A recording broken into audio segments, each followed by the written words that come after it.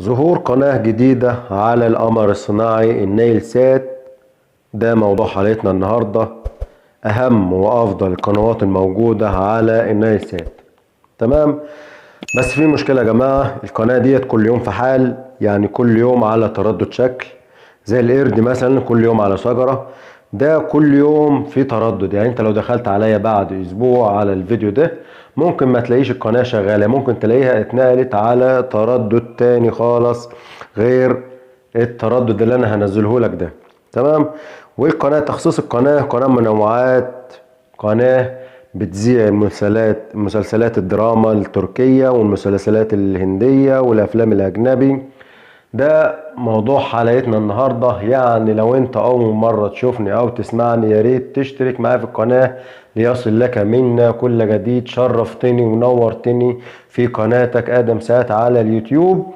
يعني لو من الجزائر احلى تحية لحبايبنا الموجودين في الجزائر اللي هم بيبعتولي على التعليقات، احلى تحية مني ليهم علشان ما يكونش مقصر معاهم. وحبايبنا اللي في العراق وجمهورية مصر العربية وجميع أنحاء الوطن العربي، شرفتني ونورتني في قناتك الأولى والرائدة والمتميزة قناة آدم سات على اليوتيوب. تعال أقول لك إزاي ننزل التردد الموجود معانا على القمر الصناعي نايل سات، وأقول لك إيه هي القناة. شاهد الفيديو للنهاية وما تنساش اشتراك ولايك وشير وفعل زر الجرس عشان يوصلك الإشعارات الجديدة اللي احنا بننزلها على القناة.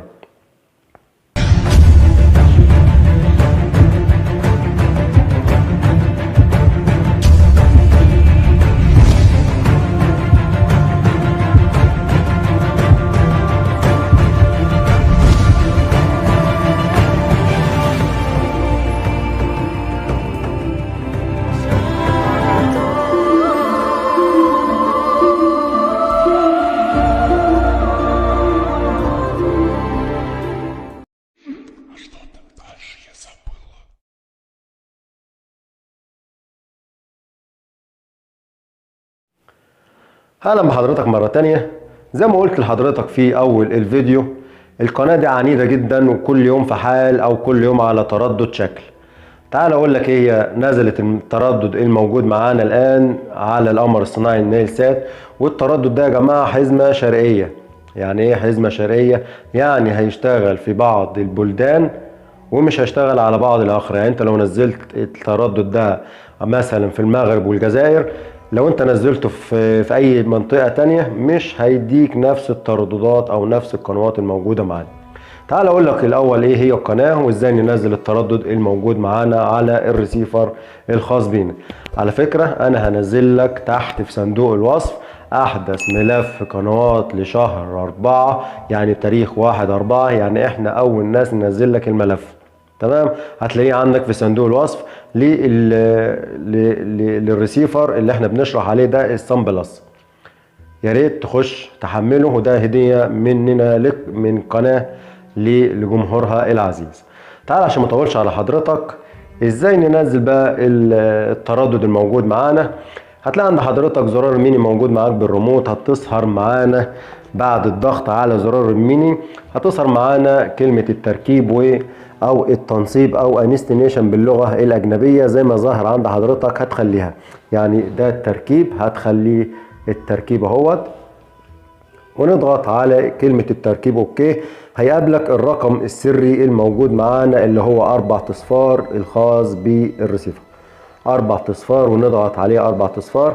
هتلاقي عند حضرتك يعني ضبط الهوائي وقائمة الأقمار وقائمة الترددات وقائمة الموتور. تمام، وضبط التوجيه. أول حاجة هندخل على قائمة ضبط الهوائي عشان نضبط الهوائي عشان تقدر تستقبل القنوات بصورة جيدة وصورة واضحة معانا، ونضغط عليها اوكي. هتلاقي عند حضرتك اسم القمر الموجود معانا اللي هو ابو يوسف، اللي هو اسم القمر صاحب الملف اللي بينزل لنا الملف الموجود معانا. يعني هو كاتب النايل سات باسم ابو يوسف، ده ملناش دعوه بيها. المهم احنا لنا القمر الصناعي النايل سات اللي احنا معانا. تمام، ونوع ال ان بي هنخليه كيو باند او كلمه عالمي او كلمه يونيفرسال حسب نوع الجهاز الموجود عندك. يعني عند حضرتك اللي هو الصن بلس هتلاقيه كيو باند، وكيو ماكس هتلاقيه عالمي عالمي. تمام. وبعض الرسيفرات التانية هتخليها يونيفرسال زي معالج عالي او معالج اول زي ما بيقول.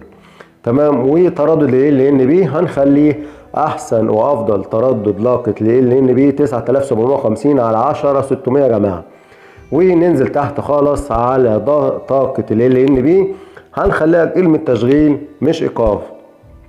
بعد الرسيفرات هتلاقي تغذية ال ان بي 17 في على 18 في دي يا جماعة للكوماكس. يعني بشرح للاتنين علشان ما تروحش تتوه مني، هيقول لي فين ال 18 في على 13 في دي يا جماعة للرسيفرات الكوماكس.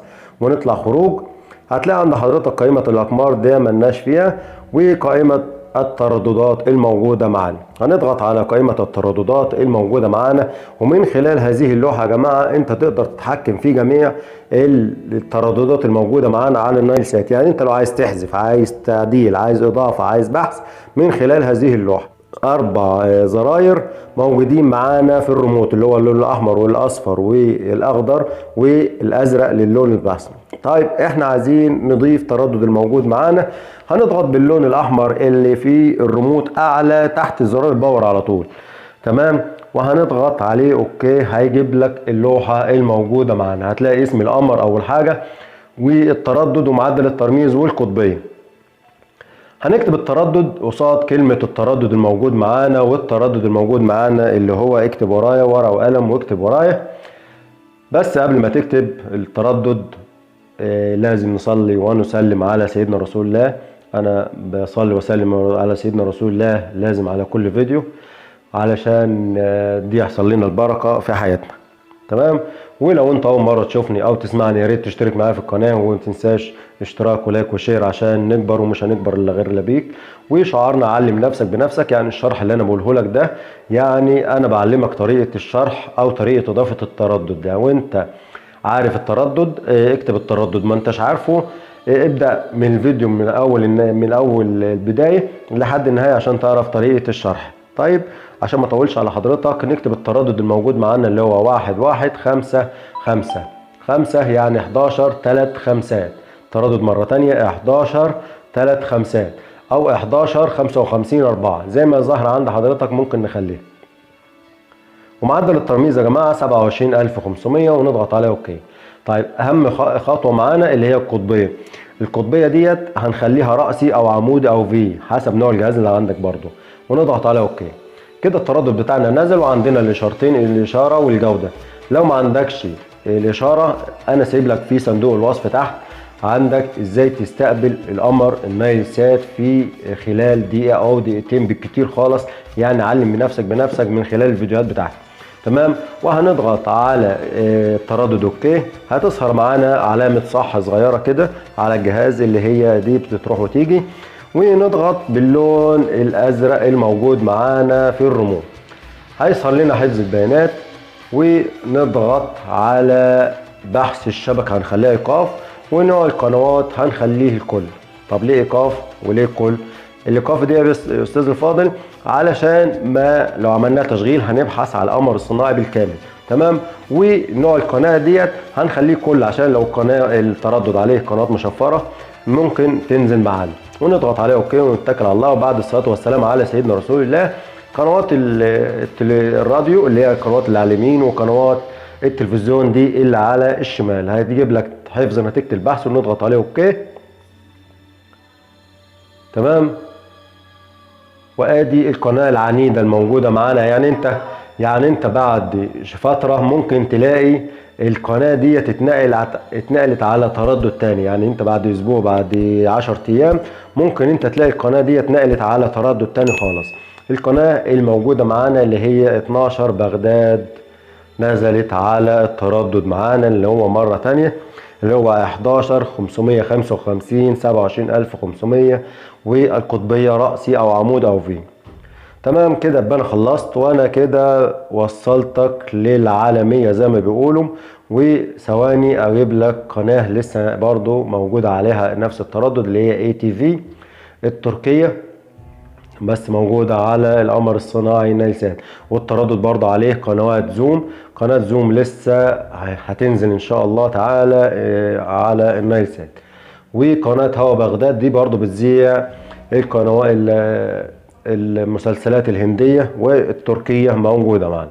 كده يبقى انا خلصت، ويا رب اكون وفقت في الشرح. وادي التاريخ بتاع الملف 1/4/2022 من منتدى ابو يوسف سات، واقول له الف شكر استاذ الفاضل ابو يوسف على الملف. كده يبقى انا خلصت. لو انت اول مره تشوفنا وتسمعنا، يا ريت تشترك معايا في القناه ليصل لك منه كل جديد. وشكرا مره تانية على المتابعه، وما تنساش اشتراك ولايك وشير وفعل زر الجرس عشان يوصلك منا كل الاشعارات الجديده من الفيديوهات اللي احنا بننزلها. شكرا والسلام عليكم ورحمه الله تعالى وبركاته.